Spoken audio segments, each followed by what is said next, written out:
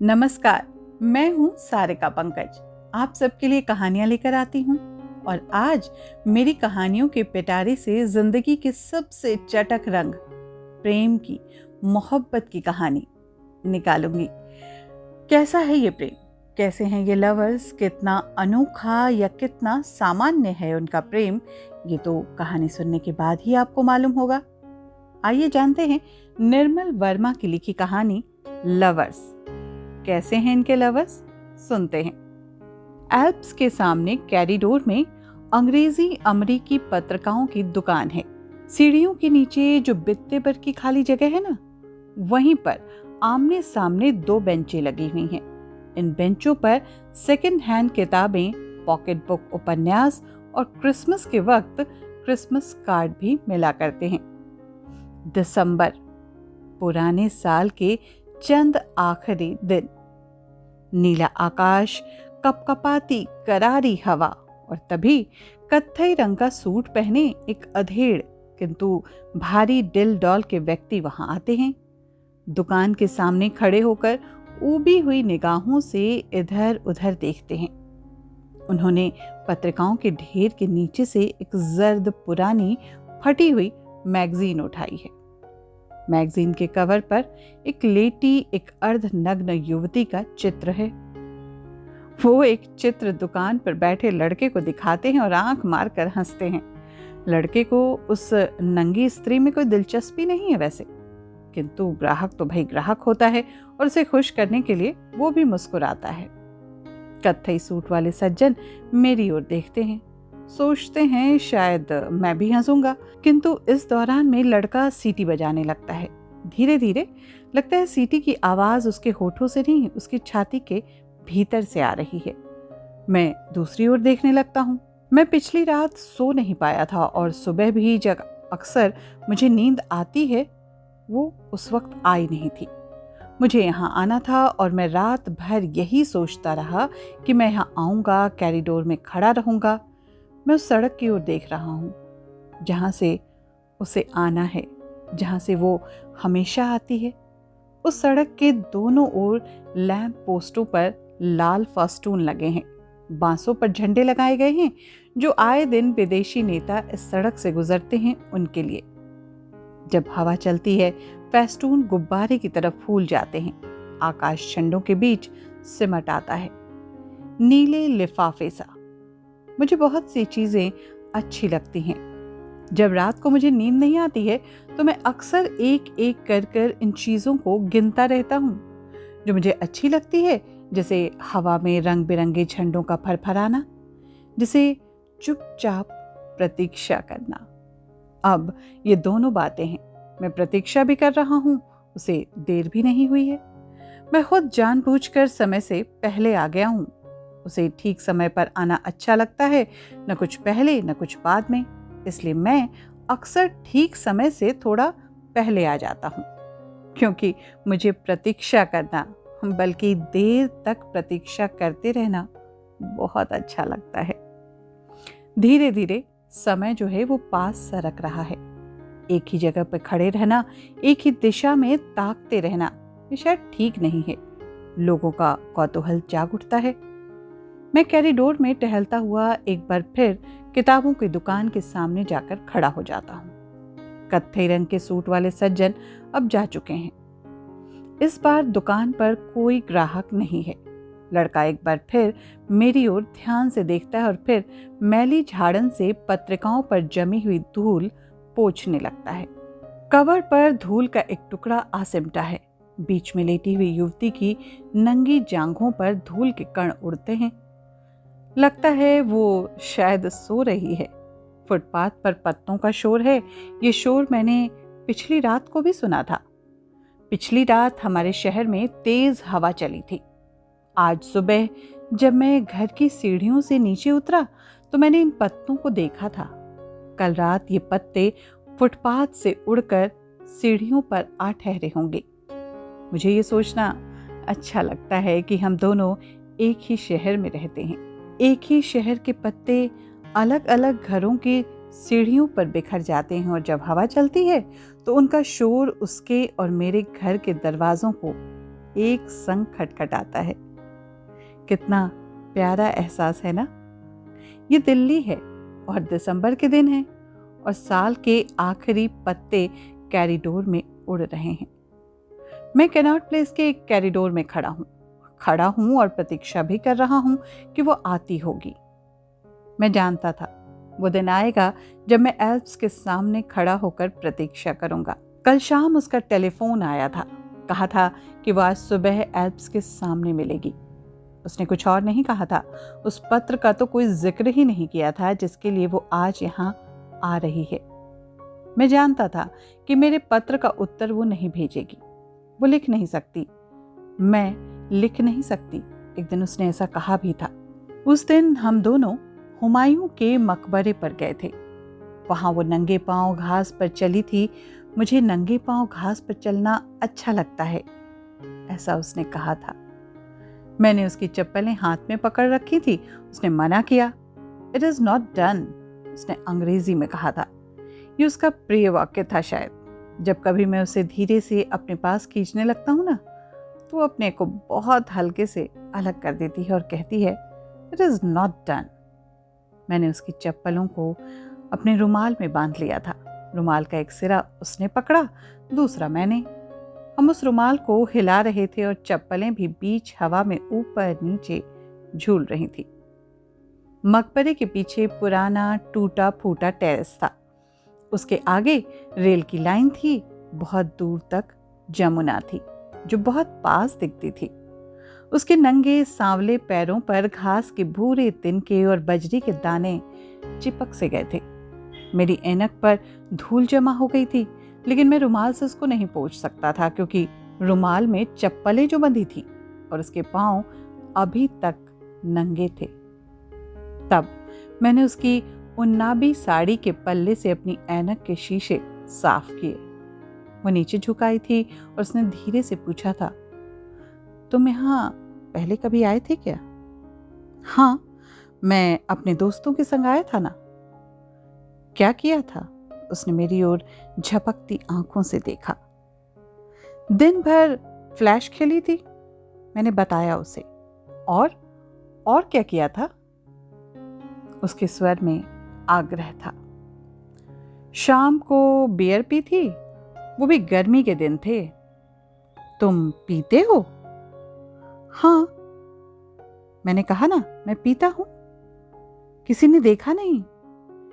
नहीं, अंधेरा होने पर पी थी और जाने से पहले बोतलें नीचे फेंक दी थी। नीचे कहां? टेरेस के नीचे। टेरेस के नीचे तो रेलवे लाइन है, जमुना है जो बहुत दूर है और बीच में पुराने किले के खंडहर भी हैं। बहुत शुरू का मौन है और सर्दियों की धूप है जो किले के भग्न झरोखों पर ठगी सी ठिठकी रह गई है। वो शुरू दिसंबर की शाम थी और हम हुमायूं के मकबरे के पीछे छोटे टेरेस पर बैठे हुए थे। बाईं ओर पुराने किले के टूटे पत्थर थे, धूप में सोते हुए लग रहे थे, और सामने ऊबड़ खाबड़ मैदान था जिसे बाढ़ के दिनों में जमुना भिगो गई होगी और जहां चूने सी सफेदी बिछाई थी। जब वापस आने लगे तो वो सीढ़ियों पर उतरती हुई सहसा ठिठक गई। तुमने देखा? उसकी आंखें कहीं पर टिक गई थी। उधर हवा में उसकी निगाहों पर मेरी आंखें सिमट आई थीं। उसने हाथ से दूर एक पंछी की ओर संकेत किया। वो मकबरे की एक मीनार पर बैठा था। वो चुपचाप निरीह आंखों से हमें ही देख रहा था। ये नीलकंठ है, तुमने कभी देखा है? उसने बहुत धीरे से कहा। नीलकंठ को देखना बड़ा शुभ माना जाता है। क्या हम दोनों के लिए भी? मैं हंसने लगा। मेरी हंसी से शायद वो डर गया और अपने पंख फैलाकर गुंबद से परे उड़ गया। क्या हम दोनों के लिए भी? ये मैंने कहा नहीं, सिर्फ सोचा भर था। कुछ शब्द हैं जो मैंने आज तक नहीं कहे। पुराने सिक्कों की तरह वो जेब में पड़े रहते हैं, न उन्हें फेंक सकता हूं और न भुला पाता हूं। जब वो आई थी तो मैं उसके बारे में नहीं सोच रहा था। मैं तो क्रिकेट के बारे में, सिनेमा के पोस्टरों के बारे में और कुछ गंदे अश्लील शब्दों के बारे में सोच रहा था जो कुछ देर पहले मैंने पब्लिक लेबोरेटरी की दीवार पर पढ़े थे। ऐसा अक्सर होता है, प्रतीक्षा करते हुए मैं उस व्यक्ति को बिल्कुल ही भूल जाता हूँ जिसकी मैं प्रतीक्षा कर रहा होता हूँ। सामने जो पेड़ों की कतार है ना, वो सिंधिया हाउस की क्रॉसिंग तक जाती है और वहां ट्रैफिक लाइट लाल से गुलाबी होती है और गुलाबी से हरी। जब वो आई तो मुझे कुछ भी पता नहीं चला था। मैं ट्रैफिक लाइट की ओर देख रहा था और वो मेरे पास चली आई। बिल्कुल पास चली आई थी, बिल्कुल सामने थी। उसने काली शॉल ओढ़ रखी है और उसके बाल सूखे हैं। उसके होठों पर हल्की, बहुत थोड़ी सी हल्की सी लिपस्टिक है जिसे कि वो अक्सर लगाती है। तुम क्या बहुत देर से खड़े हो? उसने पूछा। मैं तुमसे पहले आ गया था। कब से इंतजार कर रहे हो? पिछले 1 हफ्ते से, ऐसा मैंने कहा। वो हंस पड़ी। मेरा मतलब ये नहीं था। तुम यहां कब आए थे? मैं नहीं जानना चाहता कि वो जाने कि मैं रात भर जागता रहा हूं। मैं सिर्फ ये जानना चाहता हूं कि उसने क्या निर्णय किया है। शायद मैं ये भी नहीं जानना चाहता। मैं सिर्फ उसे चाहता हूं और ये मैं जानता हूं। हम दोनों एल्प्स की तरफ बढ़ जाते हैं। दरवाजे पे खड़ा लड़का हमें सलाम करता है। वो दरवाजा खोलकर भीतर चली जाती है।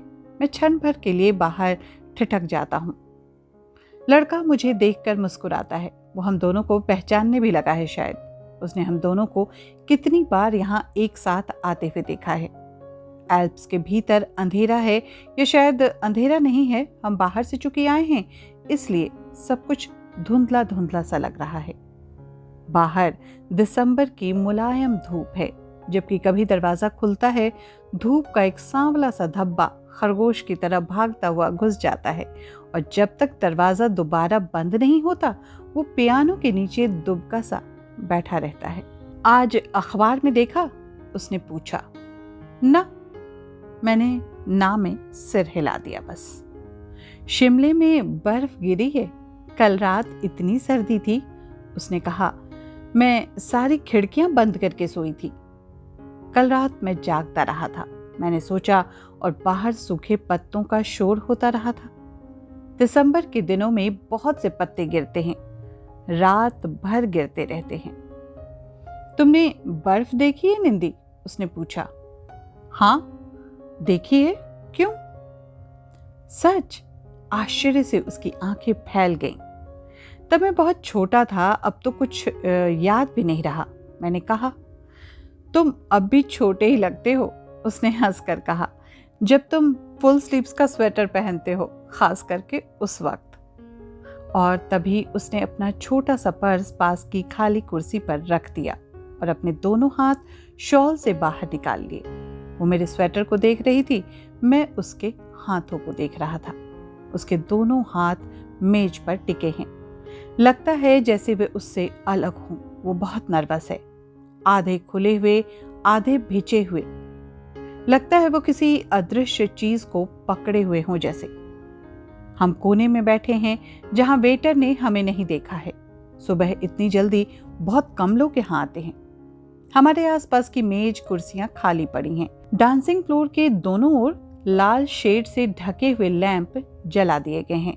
दिन के समय इनसे अधिक रोशनी नहीं आती।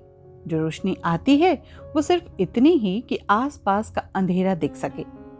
कुछ फासले पर डांसिंग फ्लोर की दाईं ओर जॉर्ज और उसके फियांसे ने मुझे देख लिया है और मुस्कुराते हुए हवा में हाथ भी हिलाया है। जॉर्ज एल्प्स का पुराना ड्रमर है। 10:30 बजे ऑर्केस्ट्रा का प्रोग्राम शुरू होगा, तब तक वो खाली है। वो जानता है मैं आज इतनी सुबह क्यों आया हूँ। वो मुझसे बड़ा है और मेरी सब बातें, खुली छिपी सारी बातें वो जानता है। उसने मुझे देखा और मुस्कुराते हुए अपने फियांस के कान में कुछ धीरे से फुसफुसाने लगा। वो अपना सिर मोड़कर हल्की उत्सुक आंखों से मुझे और उसे देख रही है। उसकी आंखों में अजीब सा कौतूहल है। यदि जॉर्ज उसकी बाह को खींचकर झंझोड़ न देता तो शायद वो देर तक हम लोगों को घूरती रहती। मेरे एक हाथ में सिगरेट है जिसे मैंने अभी तक जलाया नहीं, दूसरा हाथ टांगों के नीचे दबा है। मैं आगे झुककर उसे दबाता हूँ। मुझे लगता है जब तक वो मेरे बोझ के नीचे बिल्कुल नहीं भिज जाएगा तब तक ऐसे ही कांपता रहेगा। वेटर आया। मैंने उसे कोना कॉफी लाने के लिए कह दिया है। वो चुपचाप बैठी रही, कुर्सी पर रखे अपने पर्स को देख रही थी। मैंने सोचा था तुम फोन करोगी, मैंने कहा। उसने मेरी ओर देखा, उसकी आंखों में हल्का सा विस्मय था। तुम काफी अजीब बातें सोचते हो, उसने कहा। शायद ये गलत था, मैंने कहा। शायद तुम नाराज हो। पता नहीं, शायद हूं, उसने कहा। मैं हंसने लगा। क्यों, तुम हंस क्यों रहे हो? कुछ नहीं, मुझे कुछ याद आ गया था। क्या याद आ गया? उसने फिर पूछा। तुम्हारी बात। It is not done. उसका निचला होठ धीरे से कांपा था, तितली सा जो उड़ने को होती है और फिर कुछ सोचकर बैठी रह जाती है। तुम उस दिन ठीक समय पर घर पहुंच गई थी। किस दिन? जब हम हुमायूं के मकबरे से लौटे थे ना। बस नहीं मिली थी, कुछ देर बाद स्कूटर लेना पड़ा। उस रात बड़ा अजीब लगा था। कैसा अजीब सा? मैंने पूछा। देर तक नींद नहीं आई, उसने कहा। देर तक मैं उस नीलकंठ के बारे में सोचती रही जो हमने उस दिन देखा था मकबरे के गुंबद पर। नीलकंठ? मुझे वो शाम याद आती है। उस शाम हम पवेलियन के पीछे टेरेस पे बैठे थे। मेरे रुमाल में उसकी चप्पलें बंधी थी और उसके पांव नंगे थे। घास पर चलने से वो गीले हो गए थे और उन पर बजरी के 2-4 लाल दाने चिपके से रह गए थे। अब वो शाम बहुत दूर लगती है। उस शाम एक धुंधली सी आकांक्षा आई थी और मैं डर गया था। लगता है आज वो डर हम दोनों का है। गेंद की तरह कभी उसके पास जाता है, कभी मेरे पास। वो अपनी घबराहट को दबाने का प्रयास कर रही है जिसे मैं नहीं देख रहा। मेज के नीचे कुर्सी पर भिजा हुआ मेरा हाथ भी तो कांप रहा है जिसे वो नहीं देख सकती। हम केवल एक दूसरे की ओर देख सकते हैं और ये जानते हैं कि ये मरते वर्ष के कुछ आखिरी दिन हैं और बाहर दिसंबर के उन पीले पत्तों का शोर है जो दिल्ली की तमाम सड़कों पर धीरे धीरे धीरे धीरे झर रहे हैं। मुझे लगता है जैसे मैं वो सब कुछ कह दूं जो मैं पिछले हफ्ते के दौरान में सड़क पर चलते हुए, बस की प्रतीक्षा करते हुए, रात को सोने से पहले और सोते हुए पल क्षण सोचता रहा हूं। अपने से कहता रहा हूं, मैं भूला नहीं हूं। कुछ चीजें हैं जो हमेशा साथ रहती हैं, उन्हें याद रखना नहीं पड़ता। कुछ चीजें हैं जो खो जाती हैं, खो जाने में ही उनका अर्थ है, उन्हें भुलाना नहीं पड़ता। वेटर आया और कोना कॉफी की बोतल से पहले उसने और फिर मेरे प्याले में कॉफी उड़ेल दी। हमारे सामने वाली मेज पर एक अंग्रेज युवती आकर बैठ चुकी थी। उसके संग एक छोटा सा लड़का है जो उसकी कुर्सी के पीछे खड़ा है। युवती का चेहरा मीनू के पीछे छिप गया। What will you have, Sunny? लड़का पंजों के बल खड़ा हुआ, सिर झुकाकर मीनू को देख रहा है। लड़के ने जुबान बाहर निकालकर बिल्ली की तरह नाक सिकोड़ ली। Oh shut up, won't you sit down? Dancing floor के पीछे जो कुर्सियां अभी तक खाली पड़ी थी वो धीरे धीरे भरने लगती हैं। लगता है बाहर सूरज बादलों में छिप गया है। सामने खिड़की के शीशों पर रोशनी का हल्का सा आभास है। जब दरवाजा खुलता है तो पहले की तरह धूप का टुकड़ा भीतर नहीं आता, सिर्फ हवा आती है और मैली सी धुंध। दरवाजा खुलकर एकदम बंद नहीं होता और हम बाहर थोड़ा देख लेते हैं। बाहर सर्दी का धुंधलका है और दिसंबर का मेघाच्छन्न आकाश जो कुछ देर पहले बिल्कुल नीला था। जहां हम बैठे हैं ना, वो एक कोना है। जब कभी हम यहाँ आते हैं और ऐसा अवसर होता है तो हम बस यहीं बैठते हैं। उसे कोने में बैठना शायद अच्छा लगता है। वो चम्मच से मेज पोश पर लकीरें खींचती है और मैं अपनी उन कहानियों के बारे में सोचता हूँ जो मैंने कभी लिखी नहीं, जो शायद मैं कभी नहीं लिखूंगा, और मुझे उनके बारे में सोचना बहुत अच्छा लगता है। 2 दिन बाद क्रिसमस है। क्वींसवे की दुकानों पर इन दिनों बहुत भीड़ लगी रहती है। कुछ लोग खरीदारी करने के बाद अक्सर यहाँ आते हैं। उनके हाथों में रंग बिरंगी बास्केट, थैले और लिफाफे हैं। जब वो भीतर आते हैं वो दरवाजे की ओर देखने लगती है। उसकी आंखें बहुत उदास हैं। मैं उसकी बाहों को देख रहा हूँ। प्लास्टिक की चूड़ी और ज्यादा नीचे को खिसक आई है। उसका निचला हिस्सा प्याले की कॉफी में भीग रहा है और साथ में चमक भी रहा है। निंदी, उसने धीरे से कहा और रुक गई। ये मेरे घर का नाम है। एक बार उसके पूछने पर मैंने बताया था, जब कभी हम दोनों अकेले होते हैं, जब कभी हम दोनों एक दूसरे के संग होते हुए भी अपने अपने में अकेले हो जाते हैं और उसे लगता है कि उसकी बात से मुझे तकलीफ होगी, तो मुझे इसी नाम से बुलाती है। मेरा हाथ मेरे घुटनों के बीच दबा है। लगता है अब वो क्षण आ गया है जिसकी इतनी देर से प्रतीक्षा थी। वो आ गया है और हम दोनों के बीच आकर बैठ चुका है। निंदी, ये गलत है, उसने धीरे से कहा, इतने धीरे से कि मैं हंसने लगा। तुम क्या इतनी देर से यही सोच रही थी? मैंने कहा। निंदी, सच। वो भी हंसने लगी, किंतु उसकी आंखें पहले जैसी ही उदास हैं। मैंने इस तरह कभी नहीं सोचा था। किस तरह? मैंने पूछा। जैसे तुमने मुझे लिखा था। मैंने उसे कई बार पढ़ा है निंदी, ये गलत है, सच बहुत गलत है निंदी। उसने मेरी ओर देखा। उसके बाल बहुत रूखे हैं और होठों पर हल्की, बहुत हल्की सी लिपस्टिक है, जैसे वो लिपस्टिक न हो, सिर्फ होठों का रंग हो जो तनिक गहरा हो गया हो। वो मेरी ओर देख रही है। निंदी, तुम, उसने आगे कुछ कहा जो बहुत धीमा था। मैंने उसकी ओर देखा। उसने अपनी 2 उंगलियों में रुमाल कस कर लपेट लिया था। निंदी, सच तुम पागल हो। मैंने कभी ऐसे नहीं सोचा। Not in that way, not in that way. ये 4 शब्द बहुत ही छोटे हैं, आसान हैं, और मैं अचानक खाली सा हो गया हूं और सोचता हूं जिंदगी कितनी हल्की है। मैंने उसकी ओर देखा। उसकी आंखों में बड़े बड़े आंसू थे, जैसे बच्चों की आंखों में होते हैं, किंतु उन आंसुओं का उसके चेहरे से कोई संबंध नहीं है।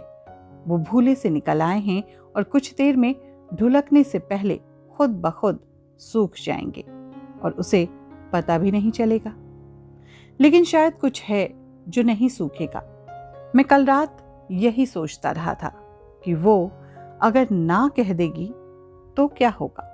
अब उसने कह दिया है और मैं वैसा ही हूं, कुछ भी नहीं बदला। जो बचा रह गया है वो पहले भी था। वो सिर्फ है जो उम्र के संग बढ़ता जाएगा और खामोश रहेगा, बंद दरवाजे की तरह, उड़ते पत्तों और पुराने पत्थरों की तरह, और मैं जीता रहूंगा। उसके चेहरे पर शर्म और सहानुभूति का अजीब सा घुला मिला भाव है। सहानुभूति मेरे लिए, शर्म शायद अपने पर। निंदी, क्या तुम नाराज हो? मैं अपना सिर हिलाता हूं। नाराज तो हूं। तुम अब मुझे बुरा समझते होगे? मैं हंस देता हूं। मैं बिल्कुल शांत हूं। टांगों के नीचे मेरा हाथ बिल्कुल कांप नहीं रहा। जब हम यहाँ आए थे तब सब कुछ धुंधला धुंधला सा दिख रहा था। लगा था जैसे सपने में मैं सब कुछ देख रहा हूँ। सपना अब भी लगता है, उसकी शॉल, उसकी सफ़ेद मुलायम बाहें, लेकिन अब वो ठोस हैं, वास्तविक हैं। मैं चाहूँ तो उन्हें छू सकता हूँ और उन्हें छूते हुए मेरा हाथ नहीं कांपेगा। निंदी, we can be friends, can't we? उसने अंग्रेजी में कहा। जब वो किसी बात से बहुत जल्दी घबरा जाती है तो हमेशा अंग्रेजी में बोलती है और मुझे उसकी यह घबराहट बहुत अच्छी लगती है। मैं कुछ भी नहीं कहता क्योंकि कुछ भी कहना कोई माने नहीं रखता, और ये मुझे मालूम है कि जो कुछ मैं कहूँगा वो होगा नहीं। जो कहना चाहता हूँ वो शब्दों से अलग है।